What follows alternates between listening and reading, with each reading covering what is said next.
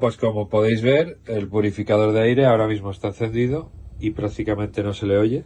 En modo automático prácticamente no suena. Se nota hasta el cambio del olor del aire, o sea, como que tiene menos carga de partículas, y eso se agradece porque a veces estos aparatos dices, realmente está haciendo algo, o sea, cuando cambia el olor del aire es porque está quitando partículas del aire. Entonces, en ese aspecto, muy bien. Esta luz te dice el estado del aire, si está en rojo está mal el estado del aire. Lo bueno es que cuando le pones en modo noche, la luz esta se apaga. Entonces está muy bien pensado porque así no te molesta por la noche, que la verdad es que si no la luz es bastante molesta. Una cosa que se agradece. Luego ya cuando le pones en los siguientes modos va haciendo más ruido hasta que le pones en el máximo y suena mucho.